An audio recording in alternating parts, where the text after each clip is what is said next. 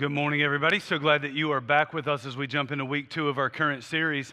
If you weren't here last week, we started a brand new series called Painkillers. And if you missed last week, I want to ask you to go back and hop on our website, our Facebook page, our church app, whatever you use. And I really want to encourage you to go back and listen to that message. If you're kind of new to Mosaic, you may think, man, that sounds like a little bit of self-promotion. If you've been around for a while, you know I'm not a self-promoting kind of guy. I never tell people to go back and listen to my messages. But that is a message that I want every single one of you to hear. After the service last weekend, my 20-year-old daughter, she came up to me and she said, "Dad, seriously, that was the best message you've ever given." And I responded to her and I said, "Figures, it was right in the middle of the holidays and nobody was here to hear it," right? That's my luck. Best message ever, terrible timing, okay? Timing is everything. So if you can, go back, check out that message. I do not have time to bring you up to speed on everything that was said last week. Certainly cannot get into the meat of the message, but I can tell you this. Last week, as we started this series, we did say that pain is an unavoidable part of life. There are going to be days in your life when you are dealing with physical pain. There are going to be some days in your life when you are dealing with emotional pain. There's all kinds of pain. Pain is an unavoidable part of your life. And yet the truth is, most of us, we do not want to live in pain. In fact, what I believe when I look around our world today is I believe that people in our world, they are desperate to kill the pain in their lives. And so that's driving me to ask us all a question, and the question is simply this in this series: what are you using to kill the pain in your life? When you feel pain, emotional pain, physical pain, whatever kind of pain you're dealing with, when you feel pain, what do you use to make the pain go away? Is it a pill? Is it a drink? Is it jumping into a new relationship? Is it a shopping spree? Is it travel? What are you using to make the pain go away? A lot of people are dealing with pain right now. In fact, last week, a national survey reported that people are coming up with New Year's resolutions that they've never come up with before. This particular national survey claimed that the number one New Year's resolution in 2023 was to, and I quote, "get therapy." What's that tell you? What it tells us is that there are all kinds of people in our world who are looking at their lives and they're going, "I'm not okay. I'm experiencing pain. I'm not managing this in a healthy way, and so I better go get some help. I better go to some kind of therapy." What I want you to learn in this series is that most of us are dealing with our pain in a way that is hurting us, rather than in a way that is truly helping us. There are all kinds of unhealthy ways for you to deal with the pain in your life. The world will offer you an endless number of options, but there are also some very healthy ways for you to deal with the pain in your life. In fact, when you look at the life of Jesus, what you see is that going into the final hours of his life, Jesus is going to feel all kinds of pain, and he models for us very healthy ways to deal with the pain in our lives. Now, I'm not going to tell you at any point in this series that if you just follow Jesus, there will be no more pain in your life. I'm not going to tell you that because that's not true. The truth is, Jesus experienced both physical and intense emotional pain. The truth is, the followers of Jesus, they experienced both physical and emotional pain. So following Jesus does not protect you from pain. But following Jesus does show you far healthier ways for you to deal with the pain in your life. Today we're in the end of John chapter 16, and in this section, you come to the point in the story where Jesus is now just hours away from dying. He's like 12 to maybe 15 hours away from dying on a cross. Jesus is getting ready to experience intense physical pain. And now, on top of all that, what you're going to see today is that Jesus is also going to have to deal with the reality of emotional pain as well. I want you to listen to what John tells us as he records the story in John chapter 16, verses 28 to 32. Jesus is speaking, and this is what he says. He says, I came from the Father and entered the world. Now I'm leaving the world and I'm going back to the Father. Jesus is clearly talking about the fact that he is getting ready to die a very painful death. Then Jesus' disciples said, now you're speaking clearly and without figures of speech. Now we can see that you know all things and that you do not even need to have anyone ask you questions. This makes us believe that you came from God. Do you now believe? Jesus replied. Think about that. Jesus has been hanging out with these guys for 3 years. For 3 years, these guys have listened to everything Jesus said. That they have seen all of the miracles that Jesus performed. That they watch him heal the sick. Make those who are paralyzed walk again. Feed the 5,000 on a few loaves of fish and a couple of pieces of bread. That they watch Jesus walk on water. They watch Jesus calm the storms. And now, 12 hours before he dies, they say, oh, we finally believe you, right? Jesus replied, a time is coming, and in fact has come, when you will be scattered, each to your own home, and you will leave me all alone. And so again, quick recap. Jesus starts out by saying, I'm getting ready to die. Jesus knew exactly how the Romans killed people. He knew all the physical pain that he was getting ready to go through in the next few hours of his life. And now, on top of all that physical pain that he's got to deal with, he's got to deal with emotional pain. His closest friends and followers, they are looking at Jesus in this moment and they're saying, Jesus, we finally understand you. We're no longer going to question you. Jesus, we really do believe in you. But Jesus pushes back on them and he says, guys, I'm not so sure that you do. In fact, Jesus knows these guys better than they know themselves. These guys are a lot like you and me. Good intentions, not so great at follow through. And so Jesus looks at these guys and he says to them, he says, a time is coming. In fact, it is here when every single one of you loyal followers are getting ready to be scattered to your own home. You will leave me all alone on the most painful day of my life. The only thing worse than being in pain is having to deal with the pain all alone. Jesus could see it coming. He knows he's going through the physical pain, but what's going to hurt even more than the physical pain is going to be the pain of rejection. All these guys have just pledged their allegiance to Jesus. But what's really going to happen is they're all going to abandon Jesus. And Jesus is going to be left on that night, he's talking about it, feeling the pain of loneliness. In fact, every single one of these guys that night is going to experience the pain of loneliness. But what you see in these disciples, these followers of Jesus, is that when they feel pain, what they do is they run to an unhealthy place rather than a healthy place. They run into isolation. They go and they all hide in their own homes. Listen to me carefully. When you are in pain, isolating yourself may be the worst thing that you can possibly do. That's why I'm telling you, the only thing worse than dealing with pain is having to deal with it all alone. And so I want to ask you, do you ever feel alone? I suspect that a lot of people feel alone in this world. Some of you, you're the kind of person who's surrounded by people all day, every day. and yet you feel very much alone. The people that you spend time with, you don't really have much of a relationship with.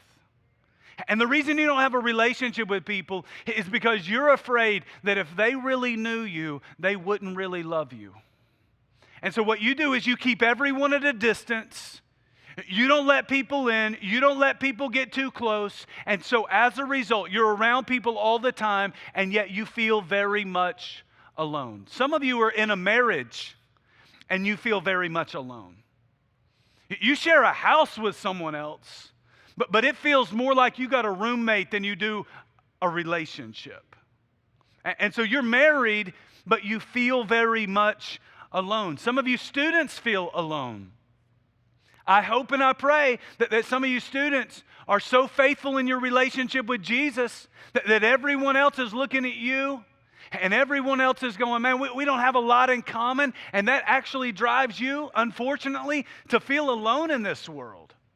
You're the only one in your class. You're the only one on your team. You're the only one on campus that's really serious about following Jesus and living your life like Jesus. And because of that, you don't get invited on the weekends. You get kicked out of the group chat. You don't get invited to the parties, and so you feel very much alone. Some of you feel alone because you're having to deal with the reality of death or divorce. And so you had someone you loved, but then you lost the one that you loved. You haven't figured out, how am I going to go on without them? In fact, some of you aren't even sure if you should go on without them. That feels like they don't matter to you anymore. And so the idea of moving on in your life is keeping you in a place where you're staying stuck in your pain and in your loneliness. Some of you are experiencing not just the pain of loneliness. Some of you are dealing with the pain of rejection. Like Jesus, you initiate, no one seems interested.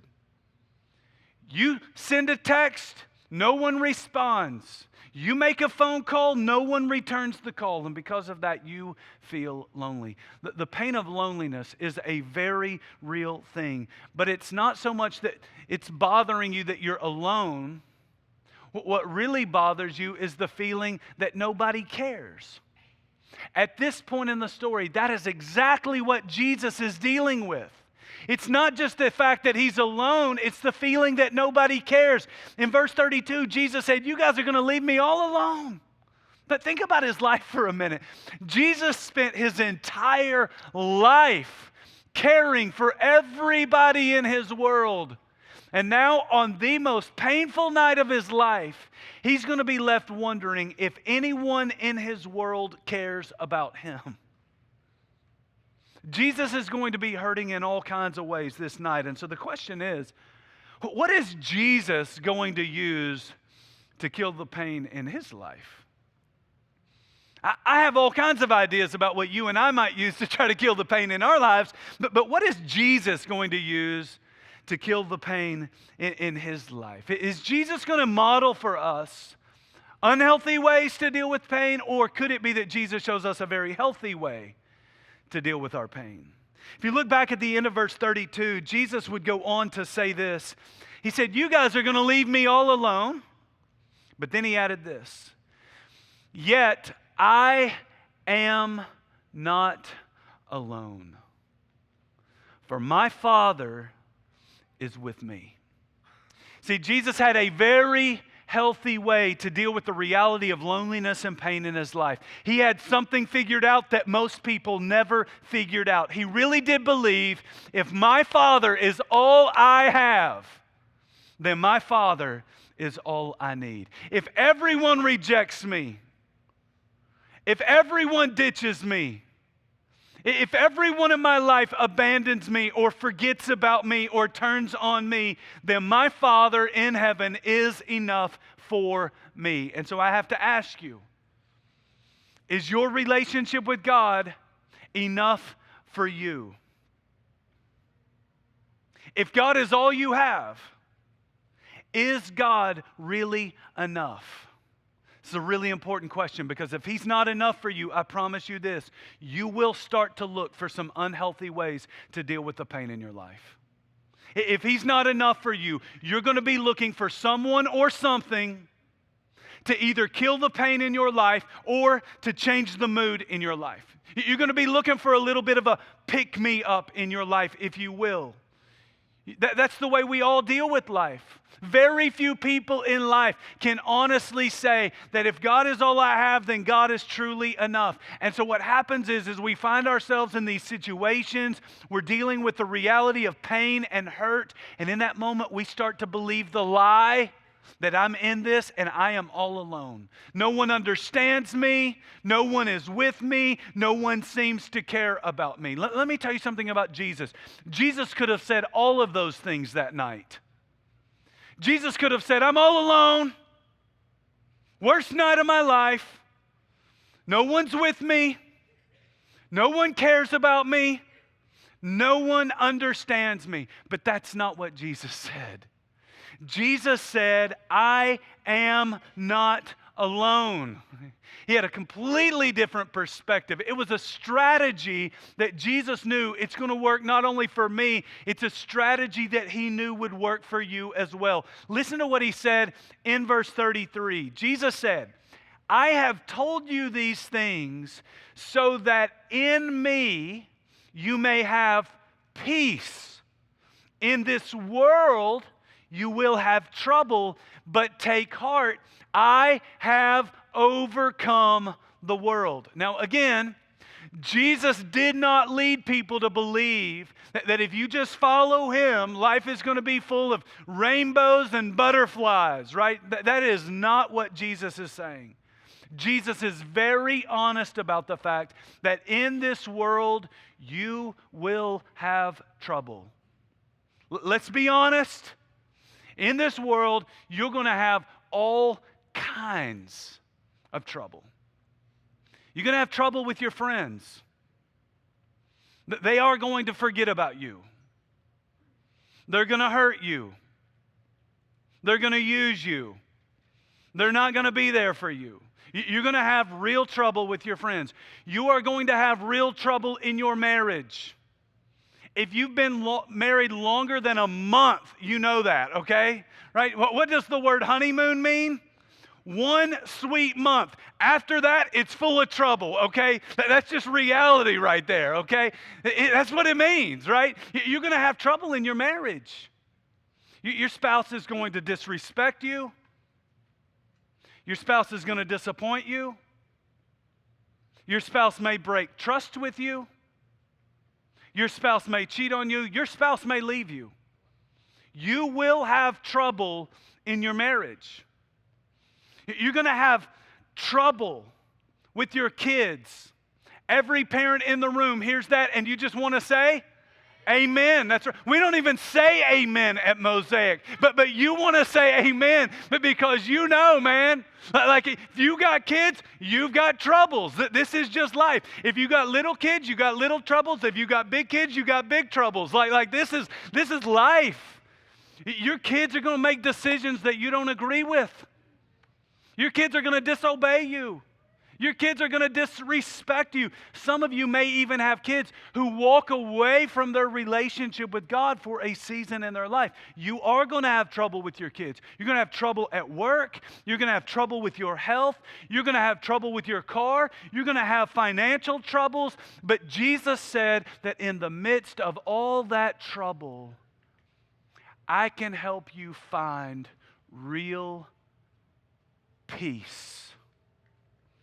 And that's what everybody's craving in this world. When life is full of trouble, we just want peace. And if you don't have a relationship with Jesus and you can't make it better, then what you do is you start just looking for something that will make you feel better. That's why we're popping painkillers, and that's why we're always pounding drinks. Why? Because it offers us a form of artificial peace. That's what we want. Life's not okay. I just want to feel okay. Jesus said, I'm not dealing artificial peace. I'm dishing out real, genuine, lasting peace. You're not going to find peace in the bottom of a bottle, but you can find peace in a real relationship with Jesus, because just as the Father was there for Jesus on the darkest night of his life, Jesus said, I'm going to be there for you on the darkest night of your life. Look again at what he said in verse 33. He said, I have told you these things so that, two most important words, so that in me you may have peace. In this world, you will have trouble. But take heart, I have overcome the world. You are not going to find peace in this world.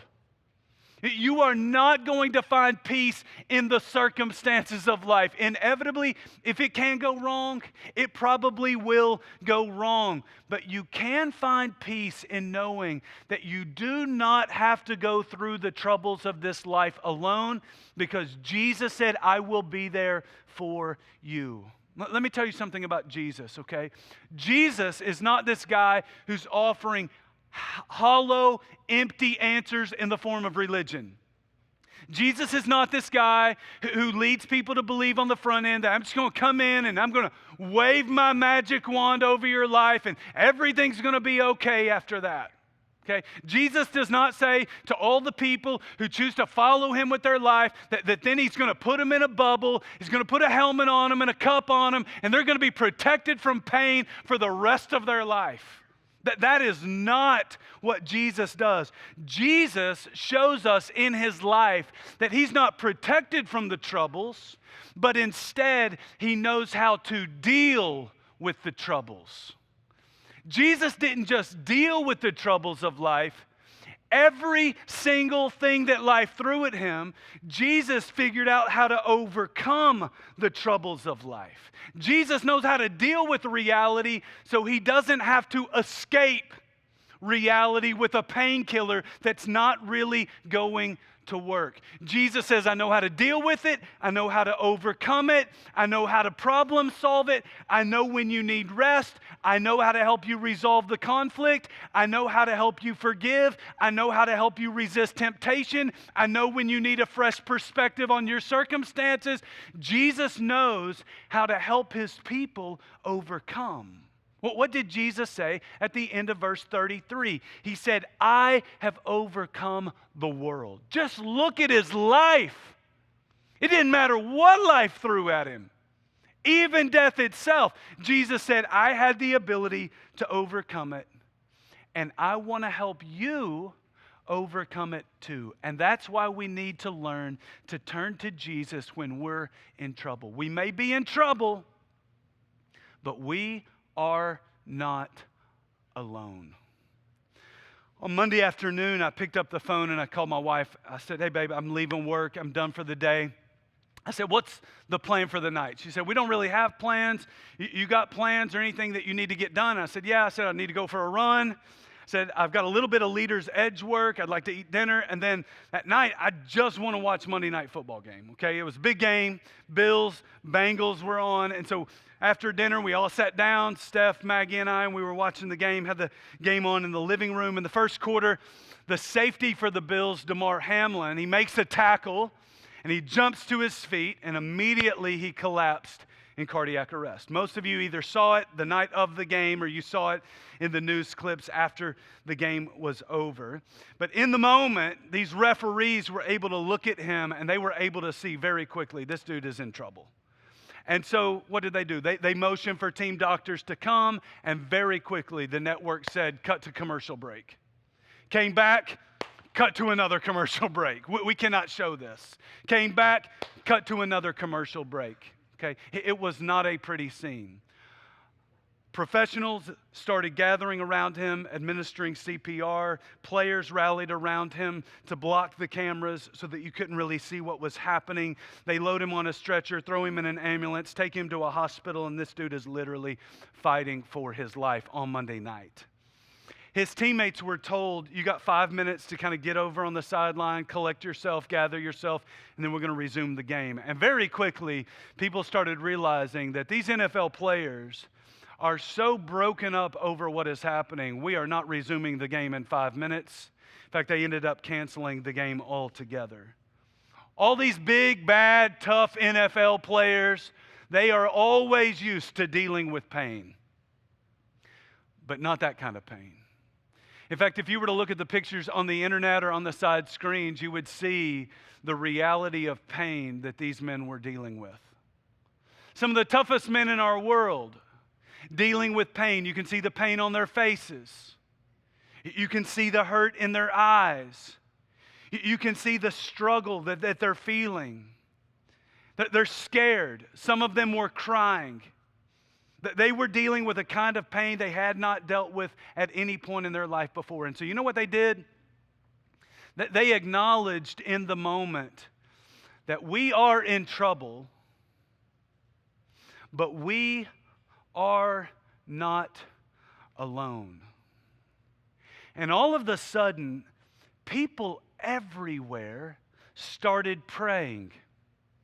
Players started praying. They dropped down on their knees on that football field in front of God and everybody and said, we got to pray.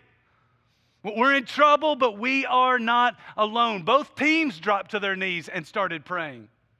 Right there on live TV, fans are sitting in the stands and they are sitting there praying.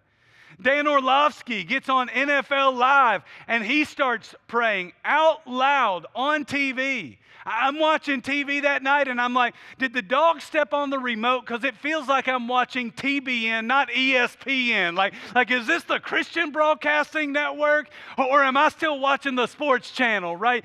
What is going on and why were all of these people praying? It's because everybody instinctively understands that when we're in trouble, we're not really alone.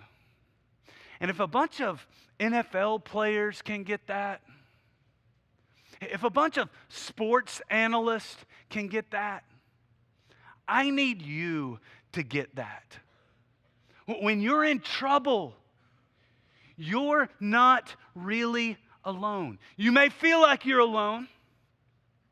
You may feel like nobody cares, but that's not true. There is a God in heaven who sees you in your pain, just like he saw his son Jesus in his pain. And that God in heaven doesn't just see you in your pain. He said, I'm going to send my son Jesus Christ into the world to help you overcome that pain. He doesn't want you to live the rest of your life in defeat. He wants to help you walk through life in victory. This is why the Apostle Paul wrote what he wrote in Romans chapter 8, verses 35 to 37. Listen carefully. He said this. He said, who shall separate us from the love of Christ? You need to know when you're in your pain, when you feel like nobody's there and nobody cares, you need to remember that Jesus Christ, he doesn't just see you, he really does love you. Then Paul asks, he says, is there anything that can separate us from the love of Christ? Shall trouble or hardship or persecution or famine or nakedness or danger or sword? As it is written, for your sake we face death all day long. We are considered sheep to be slaughtered. In all of these pain points of life, is there any way for us to be separated from the love of Jesus Christ? He answers the question, no.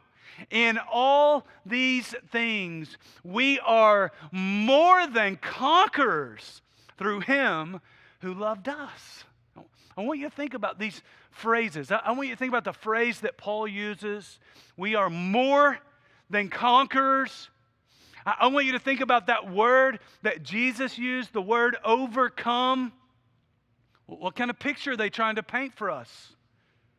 This is not a picture of someone who's just limping along in life.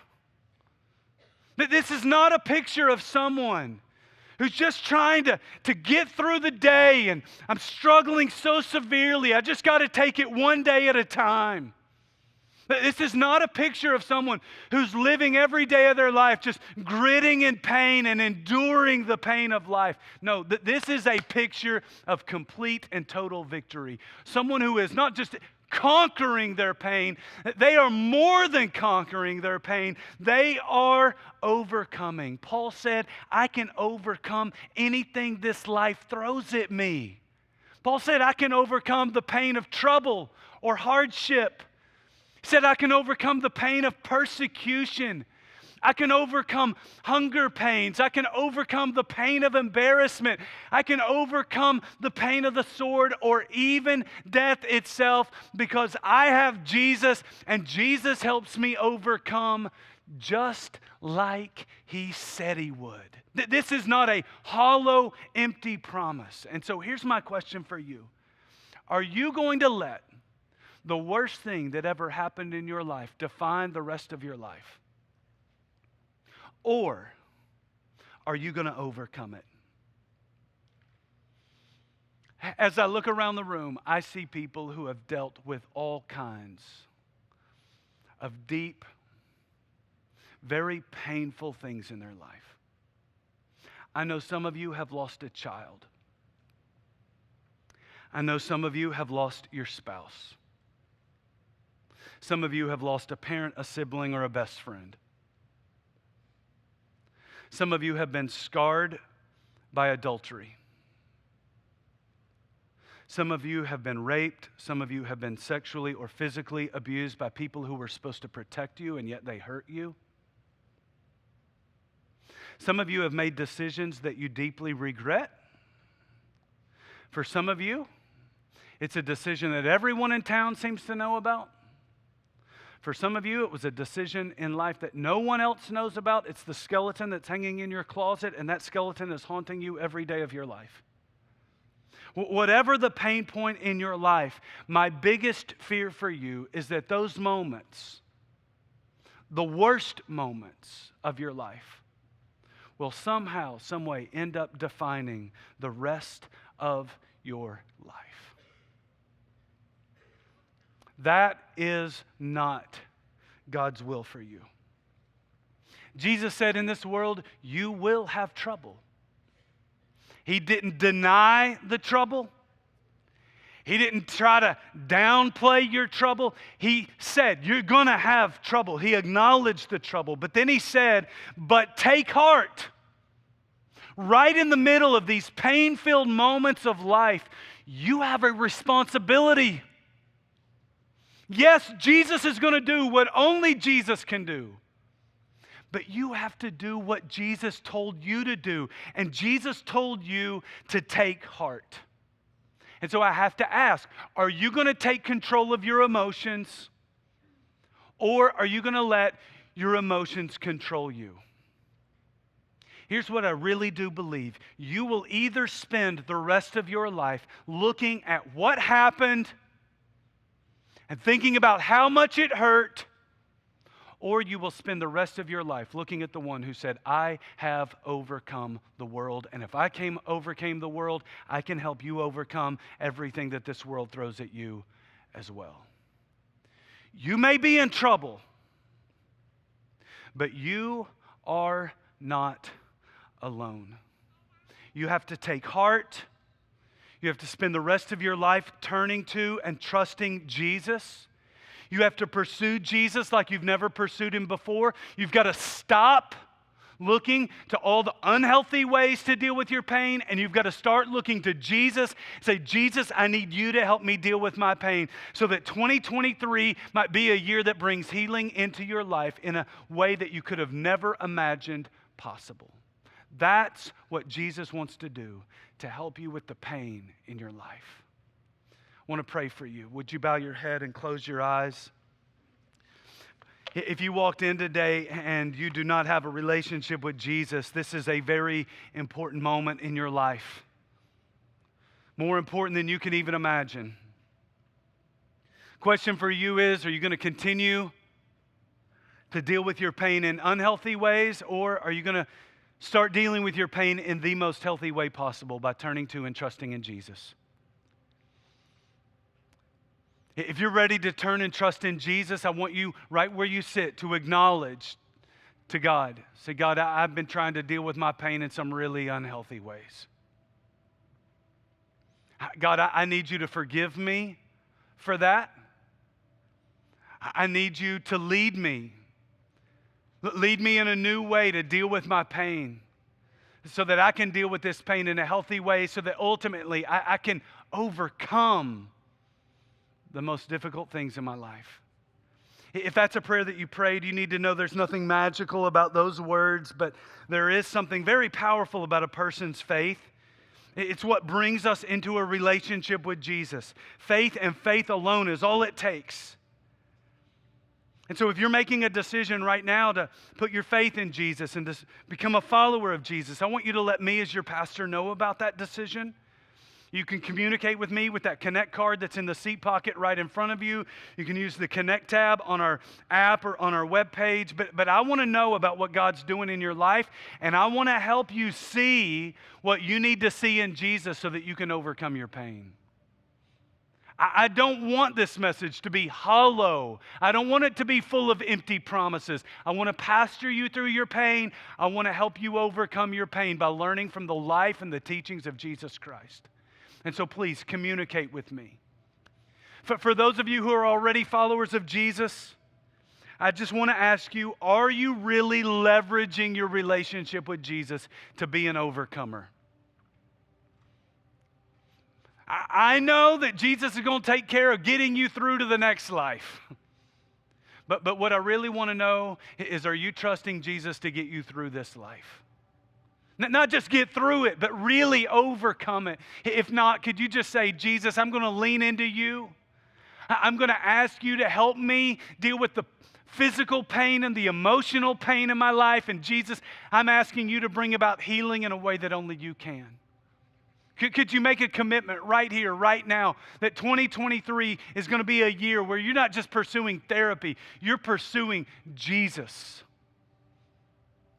And you're asking him to do something in your life that only he can do.